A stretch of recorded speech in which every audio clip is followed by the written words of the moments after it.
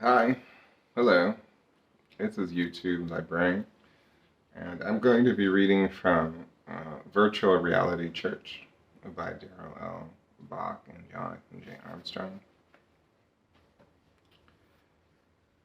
This is page 15, Lessons from Department Meetings and Board Work. My first computer was a Kai-Pro. It predated Apple and arrived in the 1980s. It was a metal box with no thoughts given to its aesthetics. The pixelated screens brought text to me in green letters, but it changed my professional career. I could write and edit on the fly. No longer did footnotes have to be measured to fit on the bottom of a page by a typewriter and carbon Xerox paper. It used floppy disks and had barely enough memory to do much beyond write the text, but it opened up new options for me as a writer. Gone were notes on 3x5 cards. I could edit fluidly, moving sentences and paragraphs around at will. Editing no longer required rewriting each page with a fresh layout. About a decade later, many resources became available online. My trips to the library decreased. I could write anywhere, including on an airplane, and still do research. Most importantly, the two cases of books that used to travel with me as I was writing and researching disappeared as those resources came online. I even led a team that produced a precursor to Logos Bible software, as we worked with a CD-ROM-based program that made standard resources available in a digital format, CD word library in the late 80s, which Logos purchased and used to make a far better product.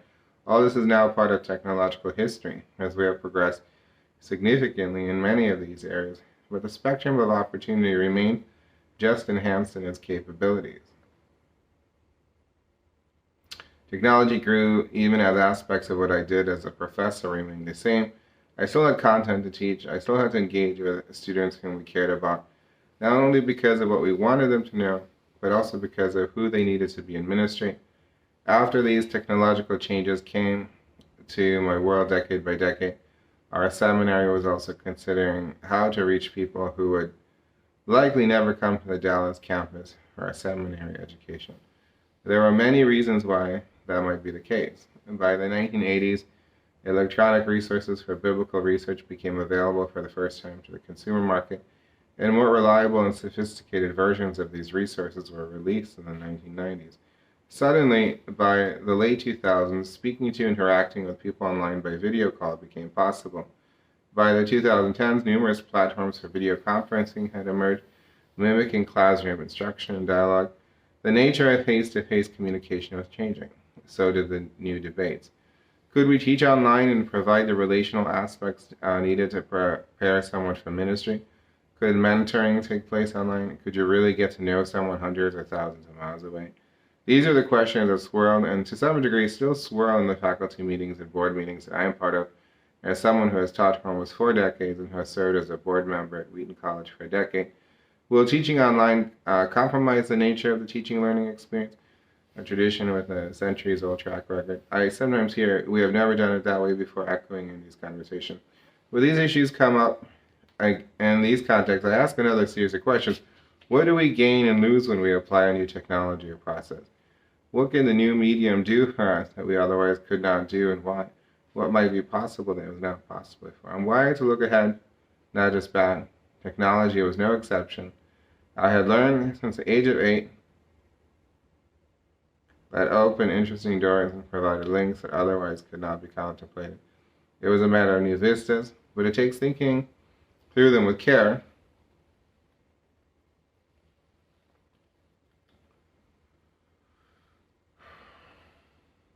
Not with an all or nothing attitude. Also, there is the reverse question: what can we not do when we apply a new technology or process, and why? Is there any way to adjust for what is lost? If we take a moment to think outside the box, what might we find? It is the call of our schools, colleges, universities, seminaries, and churches to reach and train people and to nurture them in the faith. So a core question is, can the use of technology help us get us there? Once someone steps into the technological spectrum, these questions arise and remain regardless of the specific medium under view. These are the kinds of questions that must be asked and reviewed in order to utilize the resources effectively. I have watched 2 campuses transition in their use of such resources. I have watched them wrestle with such questions. I have heard those who were going gung-ho speak up and have listened to those who were skeptical raise their concerns. I have seen successes and failures. In many cases, you learn by doing. Seeing and engaging produces understanding of how something works, both well and poorly. And then sometimes something comes along that alters circumstances, whether it be a technological enhancement or a change in the settings that cause one to ask even harder questions, sometimes out of necessity. That is what the coronavirus did for countless educational institutions, ministries, and churches. All of a sudden, technology was not just optional, but a necessity. IT, institutional technology, AIT, academic institutional technology, became one of the most important departments on campus. Even faculty who had hardly touched technology beyond using email had to learn a new way to teach classes. A new world with its possibilities and limitations opened up, and simply for the school to operate, the technology had to work. It was a brave new world, as students quarantined around the globe were still able to attend and participate in classes. So, no mention of virtual reality yet, but we kind of have the fact that since the 80s, computers have been part of our life, and the classroom, the educational environment is for sure incorporating technology into the classroom, into the experience, especially during COVID-19. So that's it for that. That was from Virtual Reality Church, Daryl L. Bach and Jonathan J. Armstrong. And I'm a little bit concerned. I was going to talk about my PlayStation experience with VR, and I don't know. I think we're going to have problems with the battery on the controller, on this controller here. I'll look around for the other controller, but there may be a disruption. So I put on the VR headset, and I already customized it with Fallen Legion Revenant's theme. It replaces the blue background with a little wave on it. What we have here is possibly some, I think they're Asian people with at least one white person.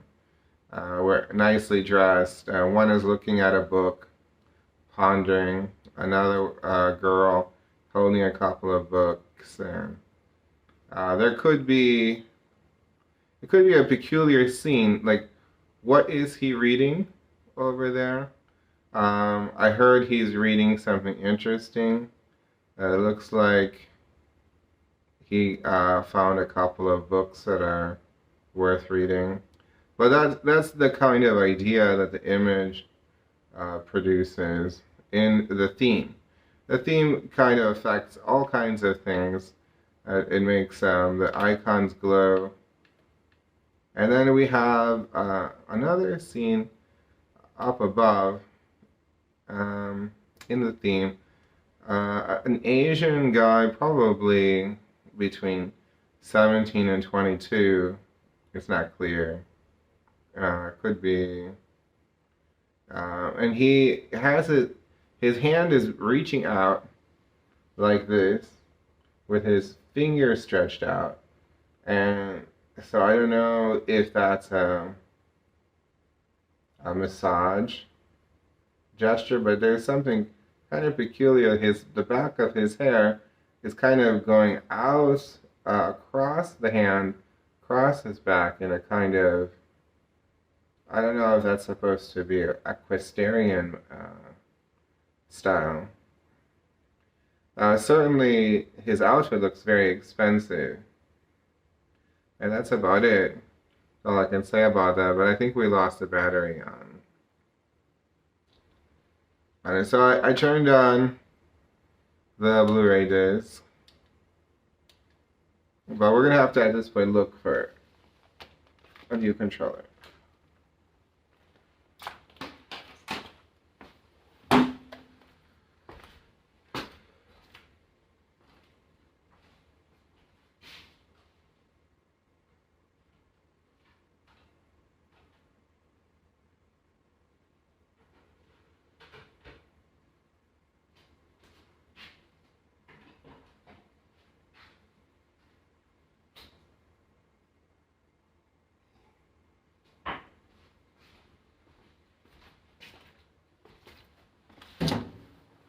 Okay, I'm back.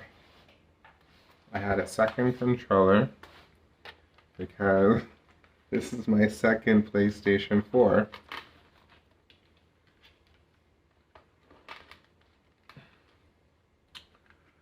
Let's see if it has enough. I'm sitting kind of Asian style. This is probably the best meditation position. And I hope you don't mind, but I might practice meditation while this is going on. What that means is that I might not talk.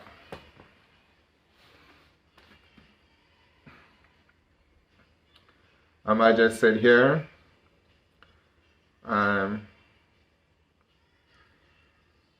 was told that this is HD image, not full HD, but not 4K, even though I think the image looks great.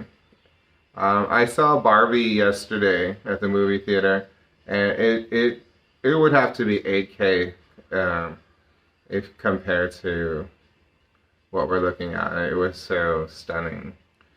There is a little bit of a problem. I'm watching a concert footage, and I had to put on my Turtle Beach headphones because PlayStation of America actually called me today because I actually have federal intervention, and here's the problem. I'm using the Turtle Beach headphones because the sound quality is compromised again on the PlayStation 4. It's compromised to the point that I can't even. Oh, you can make a command.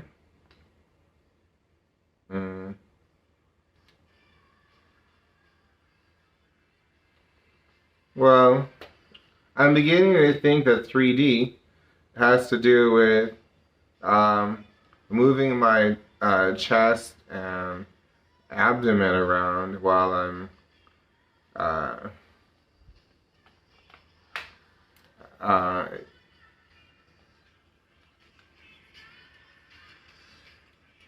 well, because what is 3D audio? So I decided maybe when I move my chest around, I'm doing 3D audio.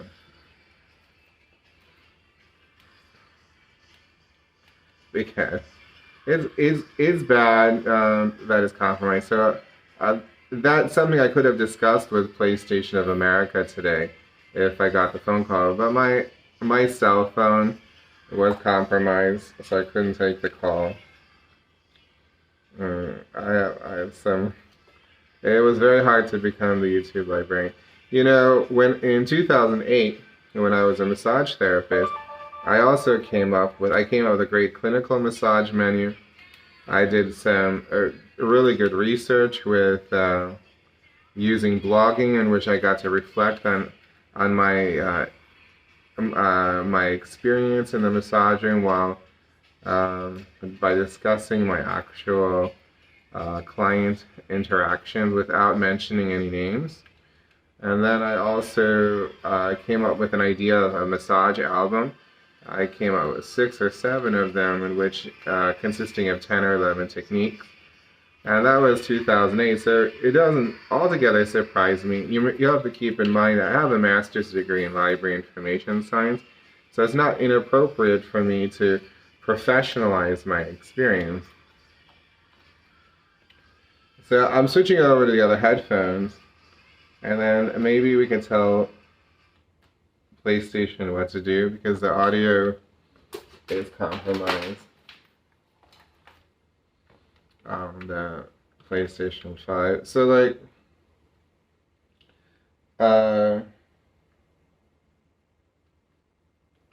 it's telling me that I could tell it what to do.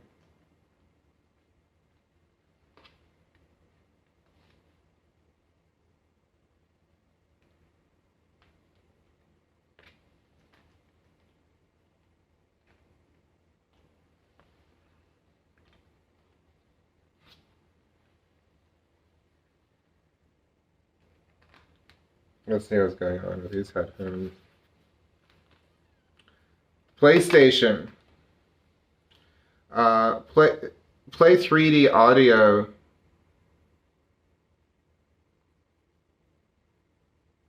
PlayStation, raise the volume.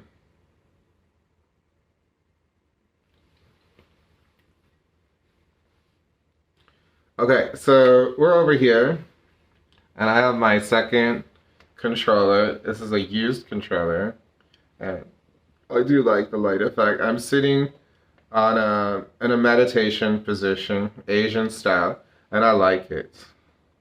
Um, I, I've concluded that 3D audio has to do with moving my body around while I'm listening to the music. So like you see, like I kind of moving my hips around because I certainly can't hear the 3D audio. So I think it has to do with like moving my chest around and hips.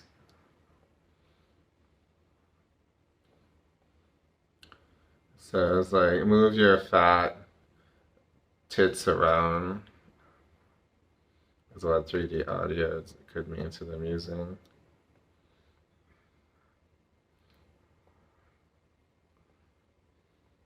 So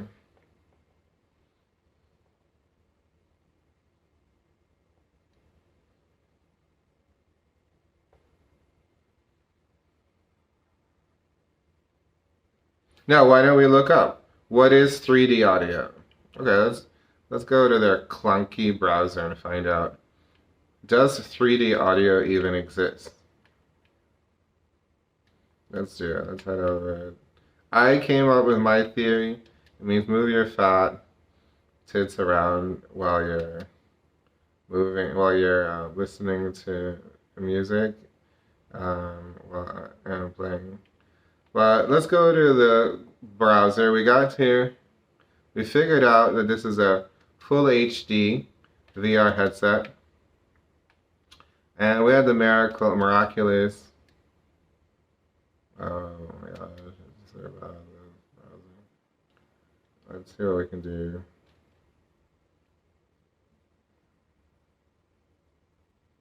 First of all, I may want to look at my browsing history and delete it. Okay, so we're going to clear my browsing history. So, in case I was doing something I wasn't supposed to. And now, okay, so what is 3D audio? I think it means moving your body around, your hips, your abdomen, kind of like a belly dancer when listening to music. Well, let's see if it actually exists. And it looks like, okay, there was a zoom function originally. Damn.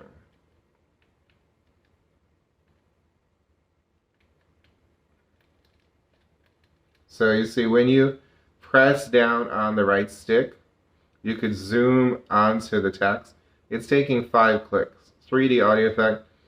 3D audio effects are a group of sound effects that manipulate the sound produced by stereo speakers, surround sound speakers, speaker arrays, or headphones. This frequently involves the virtual placement of sound sources anywhere in a three-dimensional space, including behind, above, or below the listener.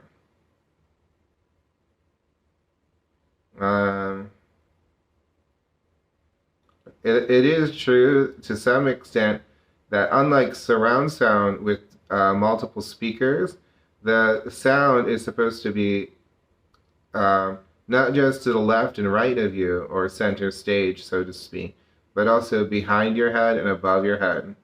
And that's probably what they mean by that. And that is how it's supposed to be understood with virtual surround sound. 3D audio processing is the spatial domain convolution of sound waves using head-related transfer functions.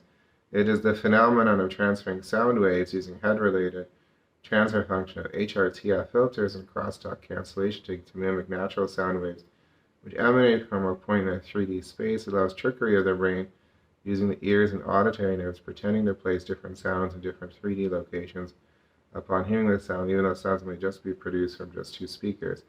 Um, Totally not clear to me yet what that is, but let's see what else we can learn about it. Complete 3D positional audio using head-related transfer functions and reverberations. The change of sound on its way from the source, including reflections from walls and floors, to the listener's ear can be simulated. These effects include localization of sound sources behind, above, and below the listener. That particular idea I've grasped, behind, above, and below. Um, they're suggesting an illusion, how to make it seem like it's coming from somewhere. Um, some 3D technologies also convert binaural recordings to stereo recordings. Morrow's Sound True 3D converts binaural stereo 5.1 other formats to 8.1 signal and multiple zone 3D sound experience real time. 3D positional audio effects emerged in the 1990s in PC and game consoles. 3D audio techniques have also been incorporated in music and video game style music video arts. The Audioscape Research Project provides musicians with a real-time 3D audio-visual content authoring and rendering environments suitable for live performance applications. True representation at the elevation level for 3D loudspeaker reproduction became possible by the ambiasonics and wave field synthesis. Still not sure, but it does say that it was getting used by game consoles in the 1990s. Some amusement parks have created attractions based around the principles of 3D audio. One example is Sounds Dangerous at Disney's Hollywood Studios at the Walt Disney World Resort in Florida. Guests wear special earphones as they watch a short film starring comedian Drew Carey. At a point in the film, the screen goes dark while a 3D audio soundtrack immerses the guests in the ongoing story. To ensure that the effect is heard properly, the earphone covers are color-coded. I don't know if I've heard 3D audio yet. Nick's Cave novel, The Death of Bunny Monroe, is recorded an audiobook from it using 3D audio. The song Propeller Seeds by English artist Imogen Heap was recorded using 3D audio. So maybe we should look that up because it's very hard to find anything. So the song Propeller Seeds, Imogen Heap. Okay, let's head over to Spotify. Because they claim that there was something called 3D audio here.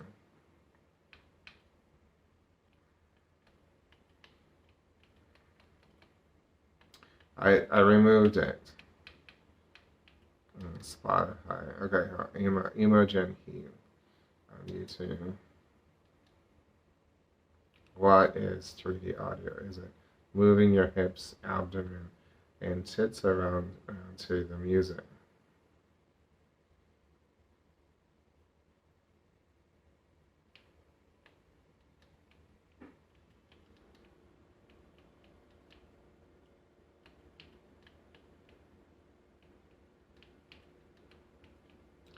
That was really difficult. The science behind that.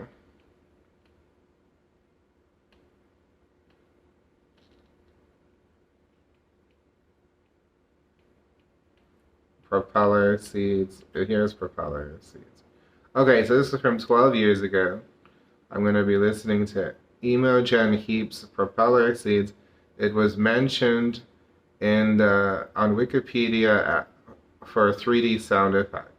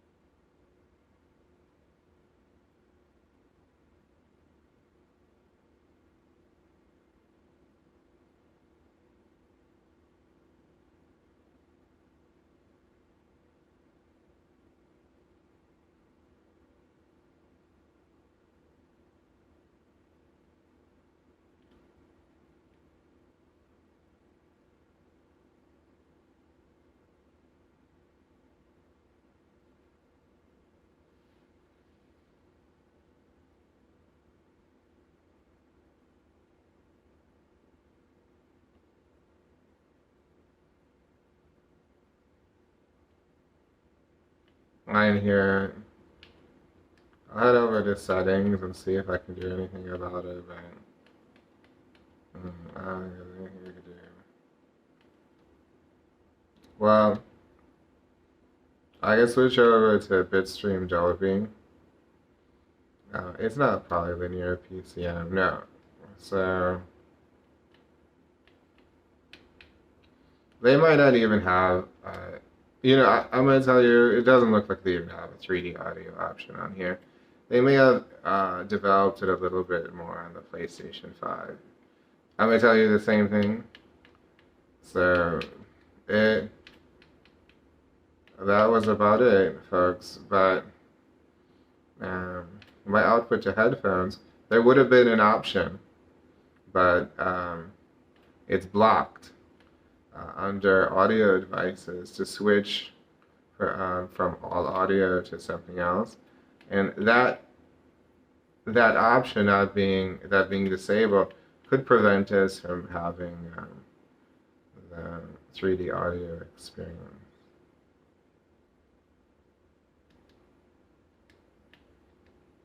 Okay, so I tried. We might have turned on Dolby, but which is good. But we still don't know what 3D audio is. So we'll spend some more time thinking about it some other time, because I really do like teasing PlayStation. And why would you do that?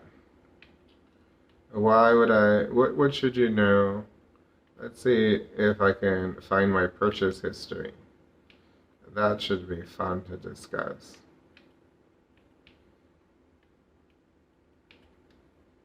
Let's see. It's not easy to find your purchase history. I might have only worked with it once before. You mean you can find your purchase history? Let's do it under accounts management, account information.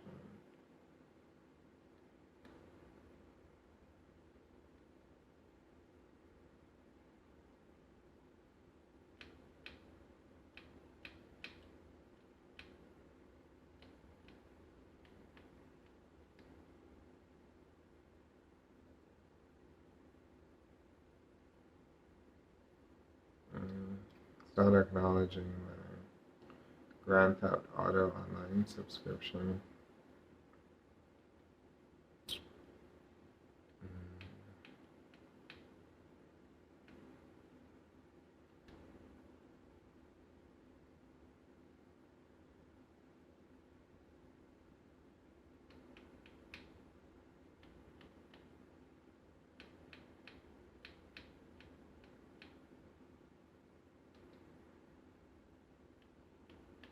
I might not find it.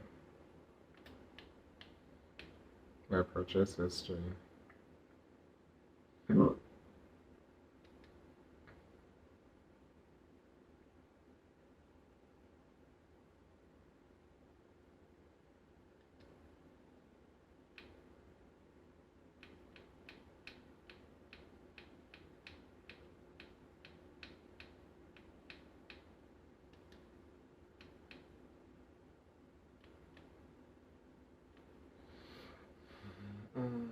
I can't find it right now. So what do we have here in the settings section that could be interesting to use? There's a user's guide. I never use. It's health and safety information. Let's see. You can change colors.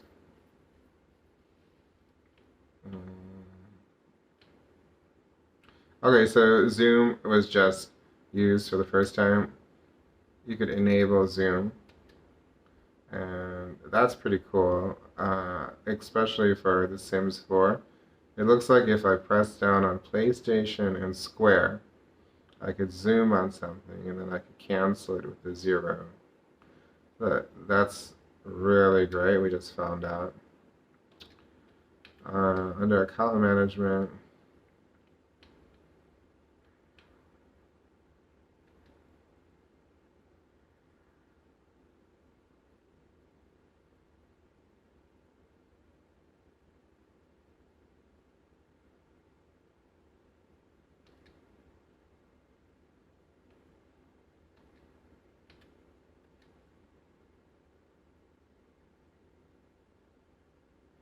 parental controls, family management.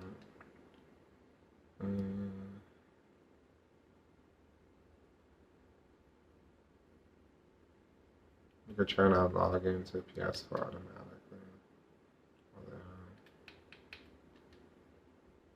some people think you should do the opposite. I see how weak the internet connection is. It's claiming I have 315.8 Mbps download speed. Connection speed upload 5.5. I was looking for a list of my purchase history to work with, but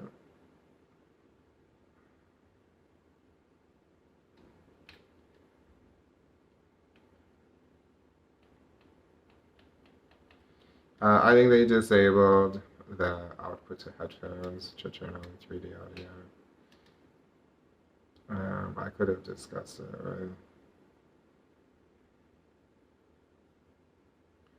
right? For system storage, it's saying I used up 808.1 gigabytes of 872.8 gigabytes. Mostly applications. The Sims 4 was 26 gigabytes. Something is humongous here. Gran Turismo 7 is 134.3 gigabytes. Dirt 5 is 47.74. A little bit fat. Madden NFL is a 45.92. Assassin's Creed Odyssey is 106.6 gigabytes. I'm kind of done with that game. So we just got some fat ones. Tour de France is 2022. Drive Club is a mere 19.31, but Gran Turismo Sport is 115.4 gigabytes. So we have some really big files. I kind of want to end it, once I max out the hard drive at this point. Yeah, so I'm slightly disabled. The only other way to get around this. Okay, well, PlayStation, change output to headphones under audio devices to 3D audio.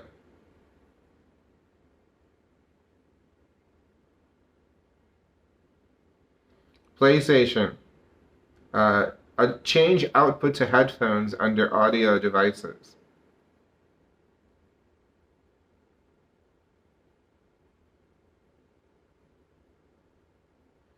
PlayStation. PlayStation.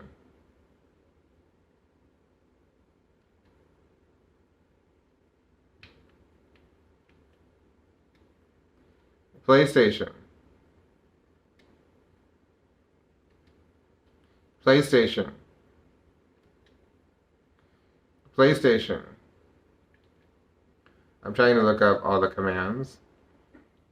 PlayStation, raise volume.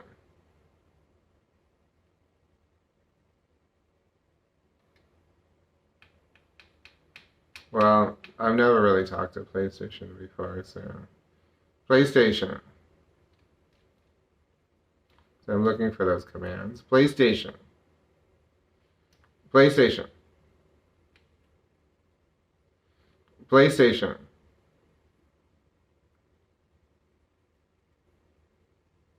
All commands.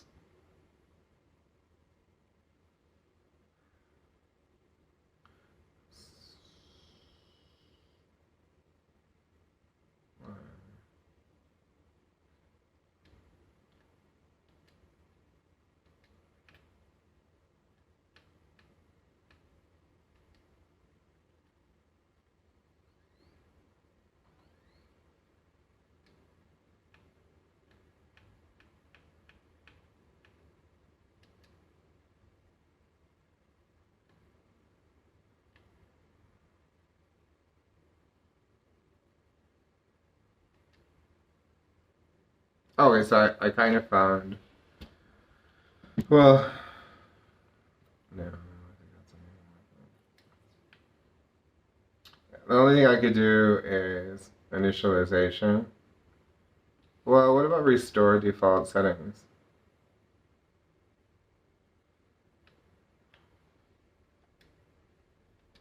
What do you mean, restore default settings? Let's try that.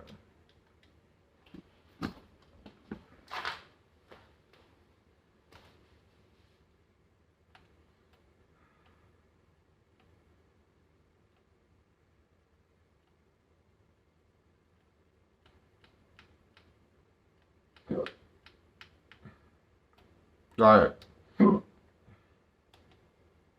In order to, if I restore to default settings, then and restart the PS4, then I might be able to adjust the sound system.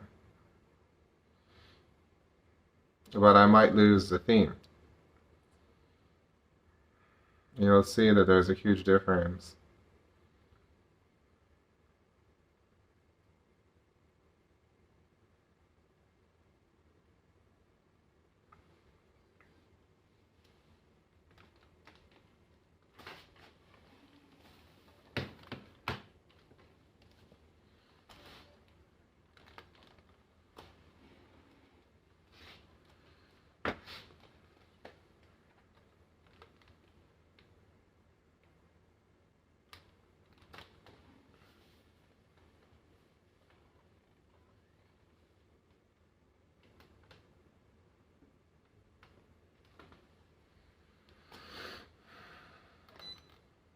Looks like we're back to black.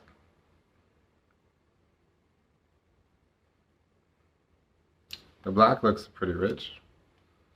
Over here, yeah. Oh no.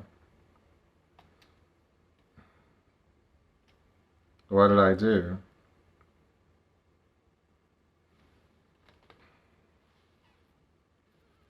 Now I have to connect the controller.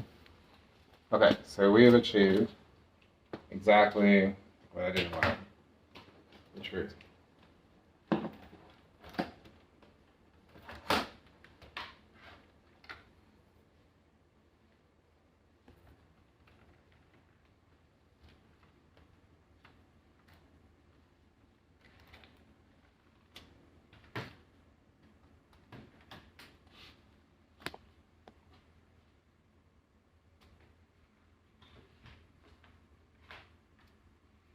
Okay, I'm gonna have to go and get something. I'll be back.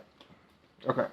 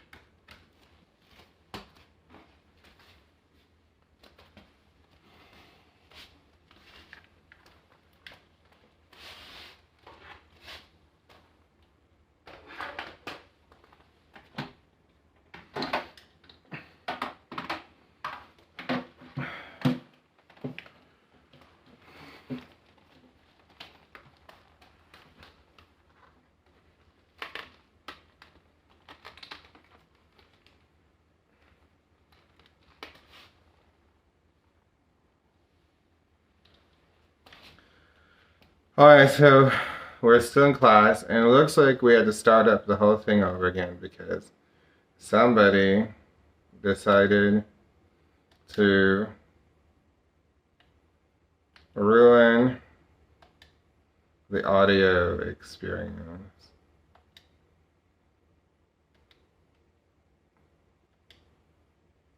we may have a chance to build a whole new device, or it might have brought back the stuff.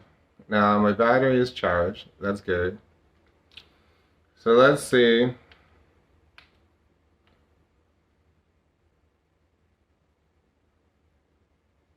I have to sign in. So what we did to solve the audio problem, we did tell PlayStation to raise the volume, and that was pretty impressive. And I learned a useful trick to getting into their subscription. But we basically brought it back to default settings. So we'll see if that allows us to make a decision. So we could hear the song that was made in 3D audio.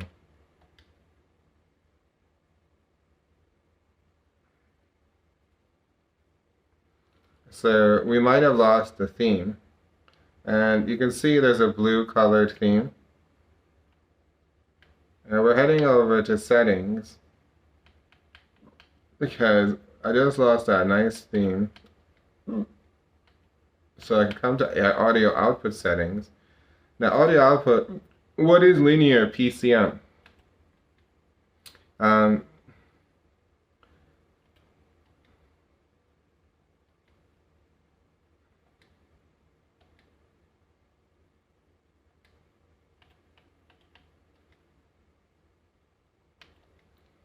No, he still won't allow it. He still doesn't want it to be adjusted.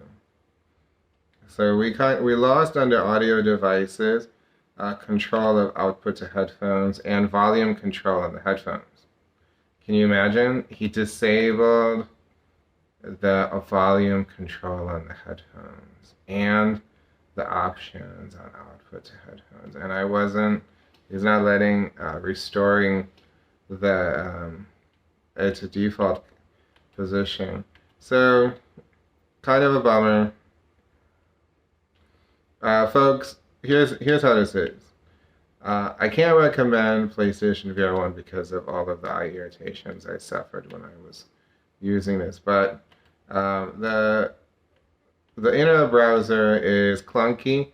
Although we just found out that if you press down on the right stick, that you can zoom in on the content. Great. The 3D audio, I don't believe in it. I think it might mean moving your body around.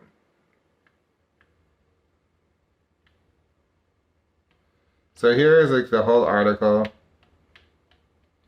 I tried to restore the computer in order to clear. You're not even allowed to control the volume on your headphones. So there was a song called Propeller Seeds by English artist Imogen Heap. Let's see. There have been developments in using 3D audio for DJ performances, including the world's first Dolby Atmos event on the 23rd of January 2016, held at Ministry of Sound London. The event was a showcase of 3D audio DJ set performed by Hospital Records owner Tony Coleman, aka London Electricity.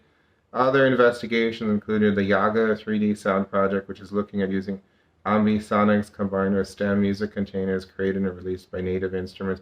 So, a dead end.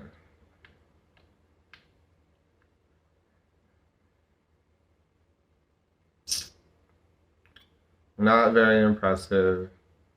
But under the umbrella term, there's all kinds of stuff. AMD True Audio, Ambio Phonics, Ambiosonics, binaural recording, crossfeed, dummy head recording, sound spatialization, surround sound, system with loudspeakers that surround a listener, wave field synthesis.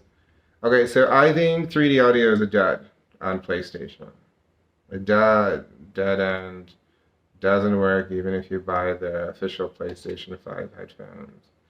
And so just shake your hips and ass and tits and abdomen around because That's pretty much all you're going to get when it comes to 3D audio on PlayStation 4 VR1.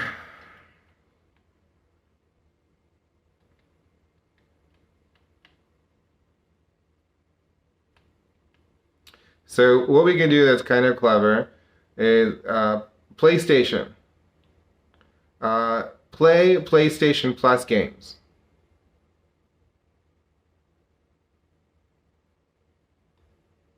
PlayStation all commands. PlayStation all commands. Start PlayStation Plus.